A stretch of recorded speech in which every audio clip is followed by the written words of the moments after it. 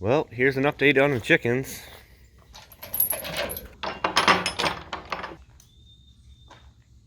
No chickens. We processed the last of our chickens, so the barn is currently empty. Currently. We got some things planned. Stick around. You'll see. Well, here's an update on the garden. Also empty. We took down the trellising for the peas and the cucumbers that we had. We took down all the trellising for the beans that we were growing this fall. Took out all the T-posts, cleaned up all the beds. We got fresh compost down on these beds for the winter. We got some carrots growing, spinach, peas. We got our strawberries. We've expanded over into this row. More compost. This is onions, garlic. It's November. Not great gardening season, but good time to prepare for next season and good time to plant cold weather crops.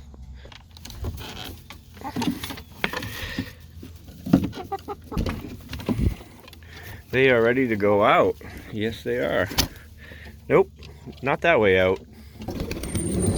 All right, everybody out. Nope. Didn't take long.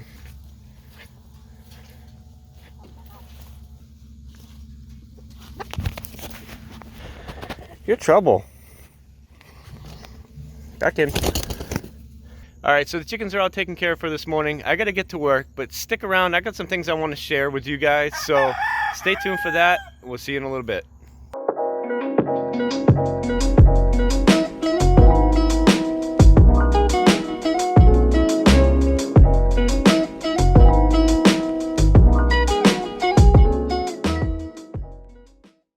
Hi guys, welcome back to Green Homesteading. So today I'm going to be talking about our fencing situation, and I feel like it's a great topic to talk about right now because a lot of people are facing the same situation that we're in, where you're buying a homestead or a farm that hasn't been maintained in the last 10, 12, or perhaps even 15 years.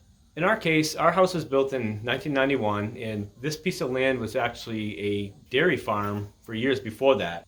The dairy farm was split up somewhere in the late 80s. I'm not sure the exact date, but we'll just say it's the late 80s. And the house that we live in now was built in 1991. So we're sitting on about 19 acres of land, most of which is fenced off into different sections.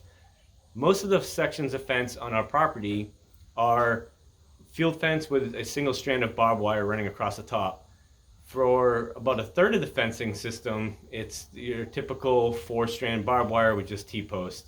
Now, since this property hasn't been maintained, or at least the fence lines haven't been maintained, and I would probably have to guess in the last 12 to 14 years, somewhere in there, most of the fence lines that are field fence are just been overrun by poison ivy, by briars or raspberries, by small trees, by jasmine vines. And what's happening is that these weeds and these plants and these vines are just pulling down on that field fence. It's just making it unusable. A lot of the barbed wire sections have trees down on them. They have bent T-posts, broken barbed wire sections, or just completely missing altogether. When they set up the fencing system, they used railroad ties from a local company. They got them for cheap. It was a great solution. But again, after 20 or 30 years, these railroad ties have started to rot and they're actually breaking off at the ground. So the fence line that's behind me to your right is pretty much what's indicative of what's going on with the fences. As you can see, it's pretty well overgrown. There's a lot of trees. These trees are, some of them, if not most of them, between 4 and 6 inches in diameter. There's a lot of poison ivy. There's a lot of jasmine vines. There's a lot of raspberries. So about 4 to 6 weeks ago, I embarked on a journey to actually start repairing the field fence. And I replaced 2 30-foot sections of field fence with some material that was left over in our barn. And I replaced a little bit of barbed wire, a couple T-posts, and I thought it was going pretty well. Once I ran out of the field fence and I started looking at the cost of buying more sections of field fence, I thought, you know what? Maybe I should just take a really far step back, take so-called 30,000 foot view of the whole property, assess all the fence lines, and make sure that what we're doing really makes sense for what we want to do with these pastures. My son and I walked all the fence lines and I took notes of all the posts that were down, the corner posts, the T-posts, what barbed wire, what field fence was taken down. I came back to the house, went on Google Maps, took a couple snapshots, sketched out the property boundaries, wrote myself some notes, and I said, man, there is just so much fuel fence and so much barbed wire that needs to be replaced. I'm talking probably 70% of it. It was way more than I originally anticipated. So I thought, you know what? The fuel fence is really just a bear to deal with. I'm having a hard time pulling it out of these tree lines. And I kept thinking to myself, it's just gonna keep happening over and over again because it's really hard to maintain. It's really hard to mow around. So I started looking at just switching over to doing all barbed wire. And barbed wire right now is around 9 cents a foot. That's not too bad. I mean, it comes in 1,000-foot rolls, something like that. We started doing some research, and what we found was we really liked the high tensile electric fence. Our neighbor next door, they do run some barbed wire, but they spoke very highly of the high tensile electric fence. So I started looking at the cost of the high tensile electric fence. What I found was high tensile fence right now is running around 2 to 4 cents a foot, depending on what gauge and what material you get, but it's about half the cost of the barbed wire. Now, one of the drawbacks is obviously you would have to run an energizer for the system. You have to put in some, H braces. You got insulators and a lot of fun little trinkets to play with.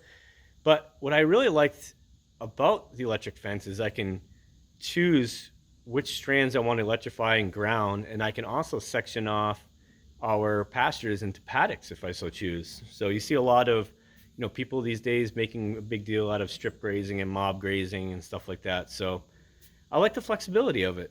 As far as the energizer is concerned, we found a Cyclops 8 joule energizer, AC, and it runs for about 2 cents a day, and it costs around $385 up front. And what I like about these Cyclops energizers versus one that you buy in a big box store like Tractor Supply is that these Cyclops units, you can actually replace parts. You can go right to their website and buy parts for it.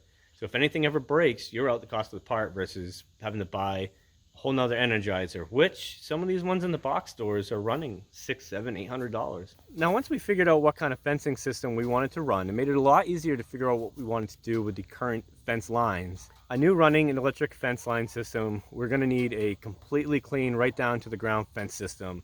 And I kind of do like the borders of the property the way that they're set up now. So I had to clean out all the existing fence lines. And what you see behind me is about 1 week's worth of work. It's about 580 feet of fence line. And this fence line behind me was every bit as dilapidated as the first one you just saw. Now, the method for cleaning out the fence line was pretty straightforward. It's just very labor intensive. I went through with pliers. I took out all the fence line off the T-posts. So I had to go through with pliers and either cut or unwind all the little clips holding the fence line onto the T-post. So then we came through with the tractor and a snatch strap, and we worked our way down the fence line while Jacob was cinching the snap strap around the T-post and hooking it to the forks of the tractor. I would then just pull the T-post straight up out of the ground.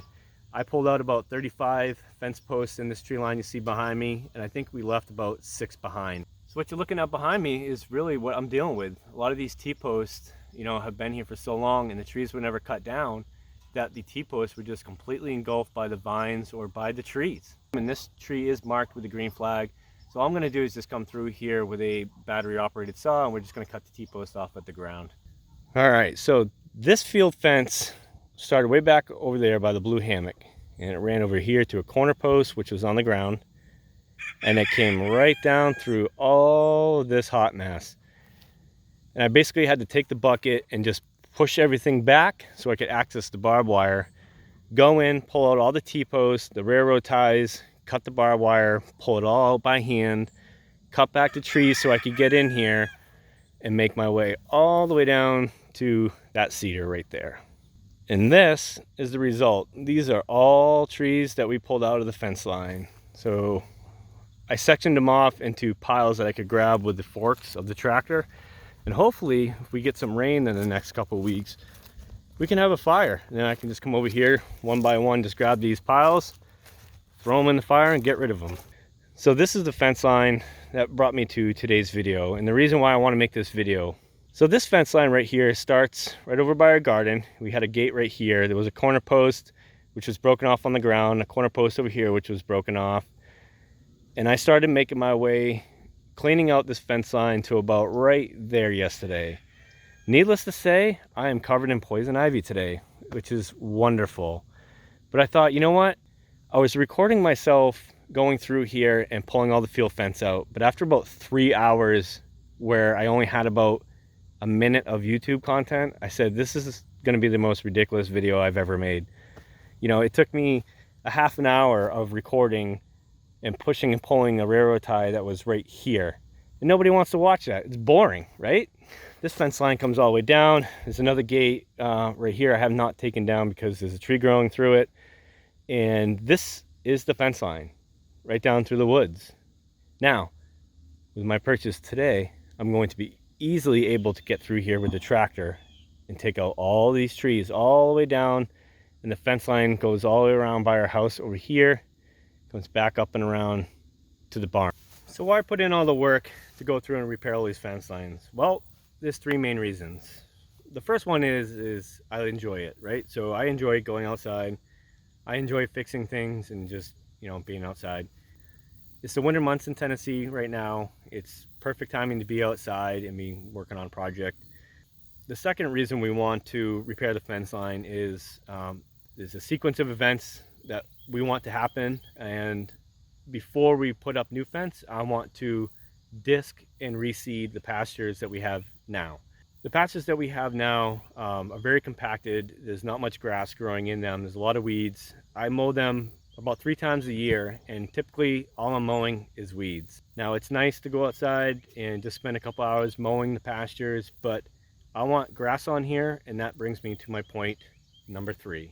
And that would be that we want to run cattle on these pastures. We're looking to have around 9 acres of grass that the cattle can graze on, and we want to do an open grazing system. So right now we have a 6-acre field that we're looking to split up into 3 sections, 2 for grazing, possible haymaking, and then 1 for a winter pasture or just a winterizing area. And then we have a 3-acre field with the current barn that's on it, and we're going to disc and reseed that, as well as trying to expand that pasture a little bit in the future. You know, as for the cattle, I haven't really talked a whole lot about, you know, the plan for the cattle, and I think the reason for that is first of all, it's a long ways off, and a lot can happen between now and then. And second of all, you know, we've been doing just so much research and kind of changing our mind and figuring out the path that we want to go down as far as what type of cattle and what we can and cannot run on our property. So we've been going down that path now for a couple months, and what we really are leaning towards is a breed called the Dexter cattle. And there's a couple reasons for that. The first reason for me is that Dexters are small. You know, you don't get as much beef as, you know, Black Angus or something like that, but they are small, they're less intimidating to be around, and the yield that we're getting for meat out of one of these Dexter cattle will be somewhere around that 350 pounds. So may not be an entire year's worth of meat for the 3 of us, but it's going to be awfully close. So the second reason why we want to run Dexters kind of ties into the first reason, and that would be that Dexters only require about a half an acre of grass per cow. So our plan is to run 6 cattle on this property, half an acre piece, that's 3 acres of land. We have about 9 acres of pasture. That leaves us possibilities for leaving you know, a 3 or a 4 acre pasture for haymaking, or just doing an open grazing system and just kind of letting them do their own thing. The reason how it ties into point number 1 is that we plan on taking 1 cow per year or doing a 1 per year rotation. If we find that that 350 pounds of beef is not sufficient for the 3 of us, we can go ahead and start running 2 cattle a year. That way we're getting, you know, 600 to 700 pounds of beef, or we can sell off that second cattle and take back some of that money that we put in. And I guess the third and final reason for me is that Dexters are known to be a very gentle breed. So they're very docile, they're very easy on the infrastructure, they're very easy on the fence line. So yes, if we do run a bull or something like that, he's probably going to most likely rub on T-posts, rub on fence lines and stuff like that. But for the most part, when compared to, I'll just use an Angus for example, when compared to an Angus, they're much more docile and they are much easier on the fence lines and infrastructure than a larger cow would be.